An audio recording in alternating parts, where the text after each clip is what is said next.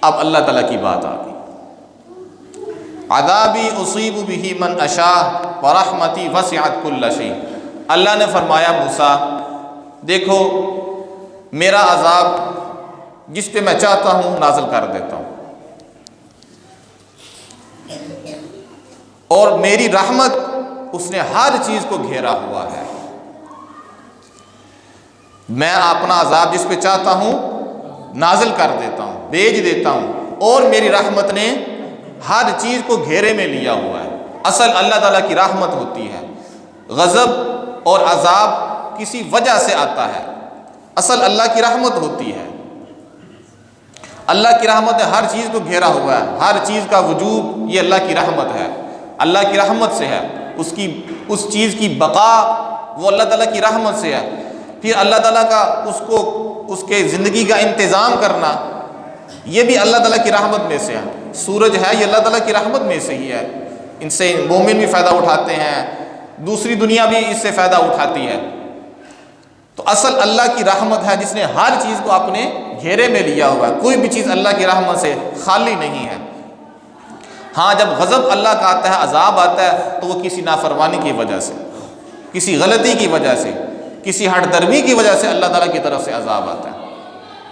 تو جب اللہ نے یہ بات فرما دی کہ میری رحمت نے ہر چیز کو گھیرا ہوا ہے، اب اللہ نے فرمایا کہ اے موسیٰ میری جو خاص رحمت ہے نا وہ خاص بندوں کے لیے ہے۔ ایک تو عمومی رحمت ہے نا، وہ اس سے ہر کوئی فائدہ اٹھا رہا ہے، وہ ہر ایک کے اوپر ہی ہے، چاہے کوئی اللہ کو مانتا ہے یا نہیں مانتا، لیکن ایک خاص رحمت ہے۔ اب ہم نے اس خاص رحمت کی بات کرنی ہے۔ یہاں جو میرا مقصد تھا جس بات کے اوپر آپ کو لے کے آنا، وہ اب بات آ گئی ہے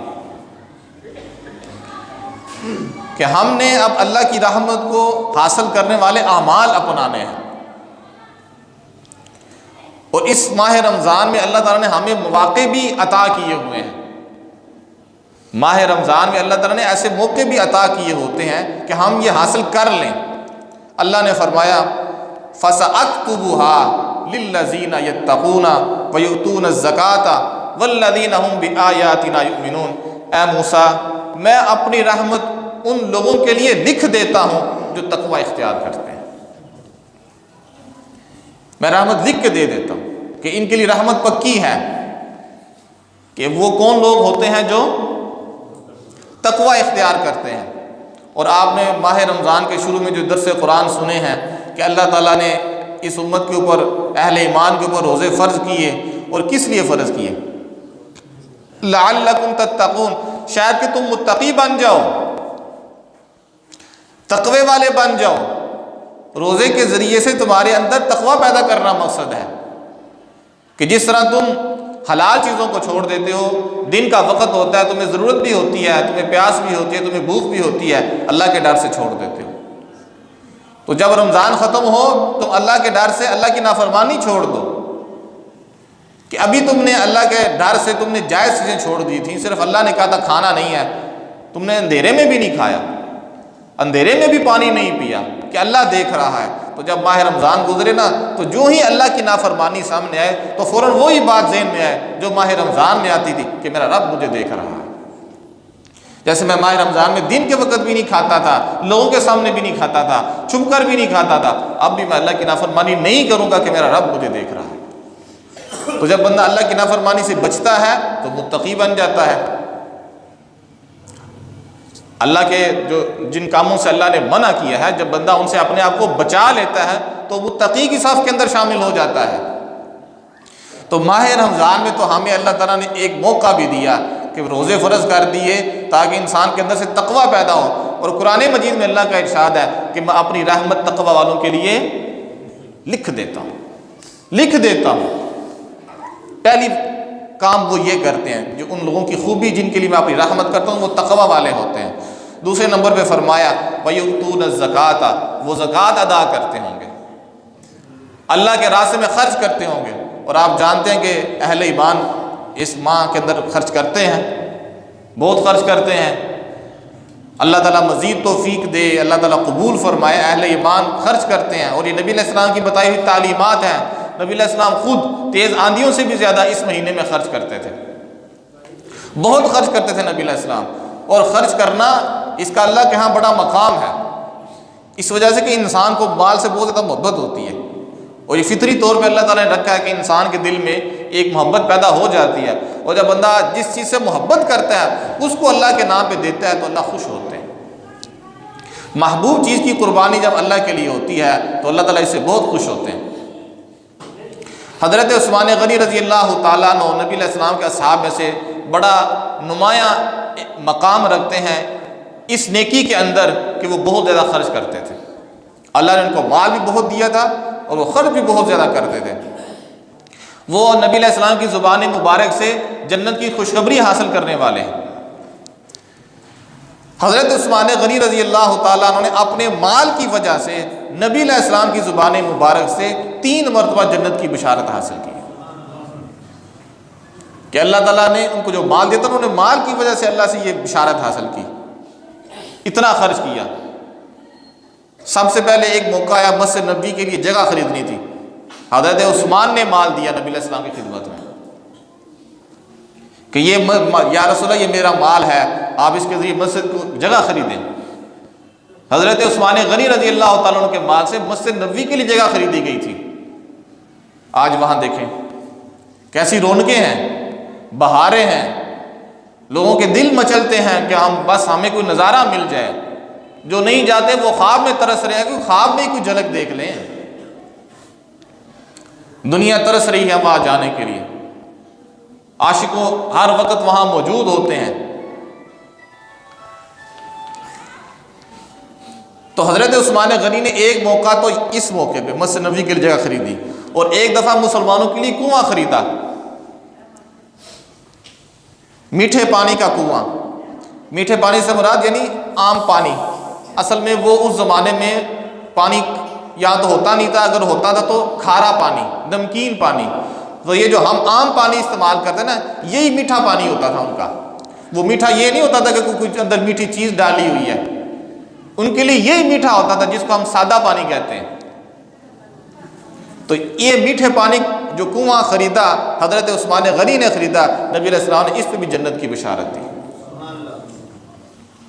اور ایک تو مشہور ہے جو آپ بھی سنتے ہیں، غزوہ تبوک کا جب موقع آیا اور مسلمانوں کو بہت زیادہ ضرورت بھی تھی، جہاد کے لیے جانا تھا اور لمبا سفر تھا اور گرمی بھی بہت زیادہ تھی اور ضرورت بھی بہت زیادہ تھی مال کی، اس زمانے میں بھی حضرت عثمان غنی نے ایک بہت بڑی مقدار اللہ کے راستے کے اندر خرچ کی، اور نبی علیہ السلام نے اس موقع پہ جنت کی بشارت دی اور فرمایا آج کے بعد عثمان جو مرضی عمل کرے اس کو کوئی نقصان نہیں ہوگا۔ ما ضر عثمان ما عمل بعد اليوم۔ تو مال سے حاصل کی نا، مال سے حاصل کی۔ مال بڑی اچھی چیز ہے۔ ہماری جو غلطیاں ہیں نا، ہماری نا سمجھیاں ہیں، ہماری غلطیوں اور ہماری نا سمجھوں کی وجہ سے مال برا ہوتا ہے، وگرنہ یہ تو اتنی اچھی چیز ہے کہ اس کے ذریعے جنت حاصل کی جا سکتی ہے۔ اور قرآن مجید میں اللہ تعالیٰ مال کو کہتے ہیں فضل، یہ میرا فضل ہے، یہ میری طرف سے خیر ہے۔ وہ گھروں میں بھی لکھا ہوتا ہے نا، کسی بڑے گھر میں کیا لکھا ہوتا ہے؟ ھذا من فضل ربی، اور یہ ھذا من فضل ربی جو قرآن مجید میں ہے، یہ اصل میں کس موقع پہ کہا گیا تھا اگر آپ کو یاد ہو تو؟ کیوں جی ھذا من فضل ربی، یہ ھذا من فضل ربی یہ حضرت سلیمان علیہ السلام نے کہا تھا جب وہ تخت سامنے نہیں آ گیا تھا۔ کتنی عجیب بات تھی، اتنا بڑا، کتنا بڑا اس کا تخت ہوگا جو آنکھ جھپکنے سے پہلے ہی وہ لے آیا۔ انا آتی کا بھی قبل ان یرتد الیک طرفک فلما رآہ مستقرا عنده قال ھذا من فضل ربی۔ جب سلیمان علیہ السلام نے دیکھا کہ وہ سامنے ہے تو کہا یہ میرے رب کا فضل ہے۔ تو سلیمان علیہ السلام نے سب سے پہلے تو وہ والا جو جملہ تھا نا جو سلیمان علیہ السلام نے کہا تھا ھذا من فضل ربی، یہ پھر ہم اپنے گھروں میں دکانوں میں بھی لوگ لکھتے ہیں۔ تو بتا یہ رہا تھا کہ مال یہ اللہ کا فضل ہے، مال یہ خیر ہے، خیر یہ خیر والی چیز ہے۔ وما تنفقوا من خیر فلانفسکم، جو خیر بھی تم خرچ کرو گے یعنی جو مال بھی تم خرچ کرو گے وہ تمہارے اپنے فائدے کے لیے ہے۔ وما تنفقون الا ابتغاء وجہ اللہ، خرچ اللہ کی رضا کے لیے کرو گے تو پورا تمہیں بدلہ ملے گا۔ کمی نہیں ہوگی اس میں۔ تو اللہ نے فرمایا کہ میں رحمت لکھ دیتا ہوں ان لوگوں کے لیے جو تقوی اختیار کرتے ہیں، جو میں نے پہلے بتایا کیا کرتے ہیں، تقوی اختیار کرتے ہیں، اور نمبر 2 اللہ کے راستے میں خرچ کرتے ہیں۔ نبی صلی اللہ علیہ وسلم کا ارشاد ہے کہ ہر روز اللہ تعالیٰ کی طرف سے 2 فرشتے آتے ہیں اور وہ ایک خاص دعا کرتے ہیں، ہر روز ایسے ہوتا ہے، اور وہ 2 فرشتے آ کے یہ دعا کرتے ہیں، اللہم آت منفقا خلفا وآت ممسکا تلفا، یا اللہ جو تیرے راستے میں خرچ کرتے ہیں ان کو اور دے، ان کے مال میں اضافہ کر دے، وآت ممسکا تلفا، اور یا اللہ جو روک کے رکھتے ہیں ان کا ضائع کر دے، اس کو تلف کر دے، اس کا ضائع کر دے، کہ انہوں نے تیرا ہی دیا ہوا مال تیرے راستے میں خرچ نہیں کیا، تیرا ہی دیا ہوا مال تیرے راستے میں خرچ نہیں کیا، تو پھر ضائع کر دے۔ اور قرآن مجید میں اللہ تعالیٰ نے بڑے خوبصورت انداز سے بھی خرچ کرنے کی ترغیب دلائی۔ اللہ تعالیٰ جو ہمارے پاس جو مال ہوتا ہے اللہ کا ہی دیا ہوا ہوتا ہے نا، تو اللہ تعالیٰ قرآن میں فرماتے ہیں قرضہ ہی دے دو، اللہ کو قرضہ دے دو، وَأَقْرِضُوا اللَّهَ قَرْضًا حَسَنًا يُضَاعِفْهُ لَكُمْ وَيَغْفِرْ لَكُمْ وَاللَّهُ شَكُورٌ حَلِيمٌ۔ تم اللہ کو قرضہ دو، اللہ تمہیں گناہوں کو معاف کر دے گا اور اس کا تمہیں بڑا بڑھا چڑھا کے اجر دے گا۔ اللہ بڑی قدر کرتا ہے اور بڑا بردبار ہے، غلطیوں سے درگزر کر دے گا جب تم خرچ کرو گے۔ تو حالانکہ ہم نے جو خرچ کرنا ہے وہ تو اللہ کے ہی دیا ہوا خرچ کرنا ہے۔ قرض تو وہ ہوتا ہے جو بندہ اپنی شاید کسی کو دے، اور ہم اللہ تعالیٰ فرماتے قرضہ ہی صحیح دو تو صحیح میرے راستے کے اندر۔ تو اللہ تعالیٰ ان لوگوں کے لیے رحمت لکھ دیتے ہیں جو اللہ کے راستے میں خرچ کرتے ہیں۔ اور تیسری اور آخری چیز فرمائی والذین هم بآیاتنا یؤمنون، جو لوگ میری ساری آیتوں پر ایمان رکھتے ہیں میں ان کے لیے رحمت لکھ دیتا ہوں، میں ان کے لیے رحمت لکھ دیتا ہوں۔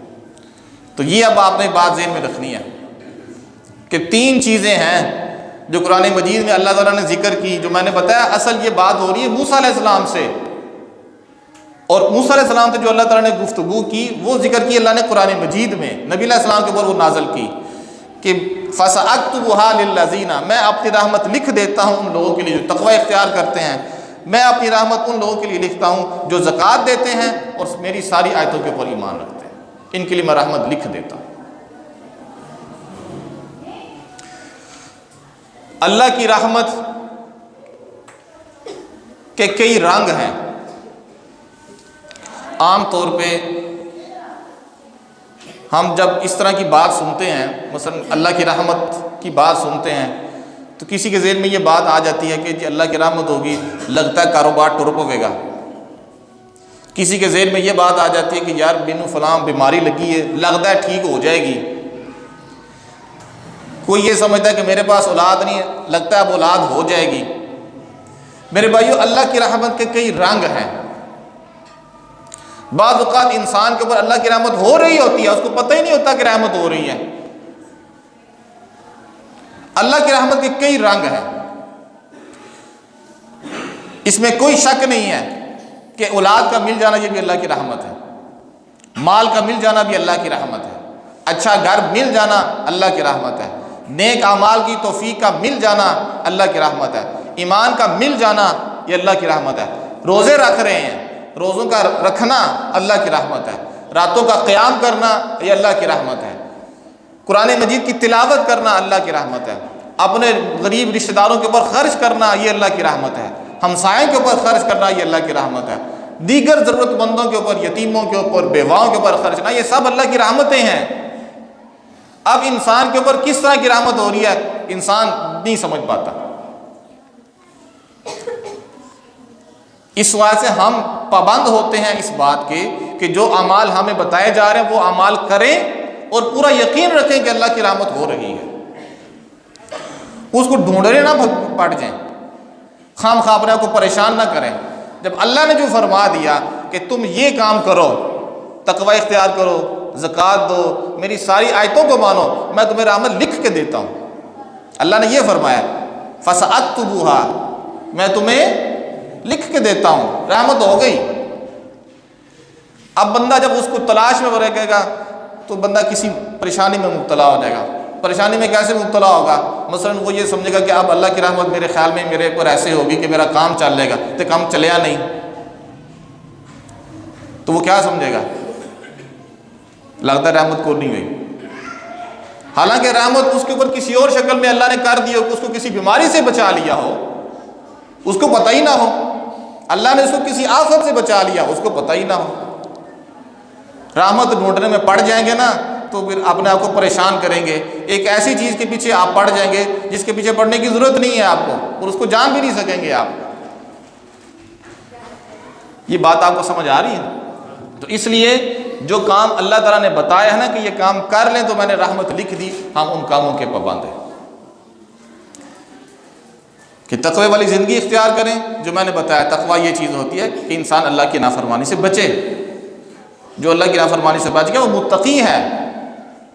ہمارے ایک استاد ہے، فوت ہو گئے، اللہ تعالیٰ ان کے اوپر رحمت فرمائے، وہ کہا کرتے تھے کہ تقوی جو ہے نا، تقوی اس کے لیے کچھ نہیں کرنا پڑتا، اس کے لیے یہ بس آپ کچھ نہ کریں، یہ ہے تقوی۔ وہ پھر اشارہ ہوتا تھا گناہ نہ کریں، بس آپ نہ کریں۔ ایک تو نا کہ کریں، وہ کرنا تو چلو کرنے والی بات ہوگی نا، یہ اس تقوی اسی طرح نہ کرنا، بھائی نہ کریں، بس بیٹھ جائیں کہ نہیں کرنا، سود نہیں لینا، جھوٹ نہیں بولنا، کسی کو دھوکہ نہیں دینا، ظلم نہیں کرنا۔ نیکی تو تقریباً بندہ کر ہی رہا ہوتا ہے، بس یہ بندہ اپنے کو گناہ سے کسی طریقے سے بچا لے۔ تو تقوی میں تو کچھ بھی نہیں کرنا پڑتا، مطلب گناہ نہیں کرنا پڑتا، تقوی نہ کرنے کا نام ہے، یعنی گناہ نہ کرنے کا نام ہے۔ تو فرمایا میں رحمت ان لوگوں کے لیے لکھ دیتا ہوں جو تقوی اختیار کرتے ہیں، وَيُؤْتُونَ الزَّكَاةَ اور زکوٰۃ دیتے ہیں، وَالَّذِينَ هُمْ بِآيَاتِنَا يُؤْمِنُونَ اور میری ساری آیتوں پہ ایمان رکھتے ہیں۔ یہ اب کام کرنا ہے آپ نے۔ آگے اللہ تعالیٰ نے ایک بات ذکر کی، وہ بات بھی بڑی ضروری میں کر کے پھر اب بات ختم کرتا ہوں، کیونکہ یہ بات ہو رہی تھی بنی اسرائیل سے، یہ بات اب سمجھنی بھی ضروری ہے۔ بنی اسرائیل سے بات ہو رہی تھی، موسیٰ علیہ السلام سے بات ہو رہی تھی۔ اس زمانے میں تو بھی نبی علیہ السلام آئے ہی نہیں تھے نا، نبی علیہ السلام تو پھر بعد میں جب قرآن نازل ہوا تو اس میں پھر اللہ تعالیٰ نے یہ بات ذکر کی آگے کہ اب جو بندہ ان تینوں باتوں کو مانے اور میرے نبی کو نہ مانے، کیونکہ اس زمانے میں تو نبی علیہ السلام نہیں تھے نا، آج تو ہیں نا، جب قرآن نازل ہوا تو اس وقت تو تھے، تو اللہ نے فرمایا اب نبی کو ماننا اور نبی کے اوپر اترنے والے قرآن کو ماننا بھی ضروری ہے۔ اب کامیاب ہونے کے لیے، اور ہم اللہ تعالیٰ کی توفیق سے نبی علیہ السلام کے اوپر ایمان رکھتے ہیں اور قرآن کے اوپر ایمان رکھتے ہیں، اور یہ وہ آیت ہے جس میں اللہ تعالیٰ نے قرآن مجید کو نور کہا ہے، قرآن مجید کو نبی کو نبی امی کہا ہے اور قرآن مجید کو نور کہا ہے۔ اس لیے اگر آپ کو یاد ہو، میں اکثر ایک بات دہرایا کرتا تھا کہ اللہ تعالیٰ نے قرآن مجید میں نور قرآن کو کہا ہے، قرآن مجید میں نور کس کو کہا ہے؟ قرآن کو ہی کہا ہے۔ بس میں وہ آیت پڑھتا ہوں پھر بات ختم کرتے ہیں۔ فَالَّذِينَ آمَنُوا بِهِ وَعَزَّرُوهُ وَنَصَرُوهُ، تو وہ لوگ جو اس پیغمبر کے اوپر ایمان لائے اور پیغمبر کی انہوں نے نصرت کی، مدد کی، وَاتَّبَعُوا النُّورَ اور نور کی پیروی کی، پیغمبر پر ایمان لائے اور نور کی، کون سا نور؟ قرآن۔ ساتھ اللہ نے فرمایا وَاتَّبَعُوا النُّورَ الَّذِي أُنزِلَ مَعَهُ، وہ نور جو اس پیغمبر کے اوپر نازل ہوا، وہ نور جو اس پیغمبر کے اوپر ہے، تو ظاہر ہے وہ کیا ہے؟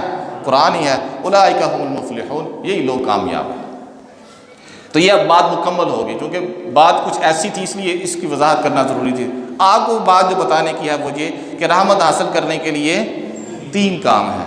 ایک تو یہ کہ بندہ تقوی والا ہو، اللہ کے راستے میں خرچ کرتا ہو اور اللہ تعالیٰ کی آیات کے اوپر ایمان رکھتا ہو، تو اللہ فرماتے ہیں ایسے بندوں کے لیے میں رحمت لکھ دیتا ہوں۔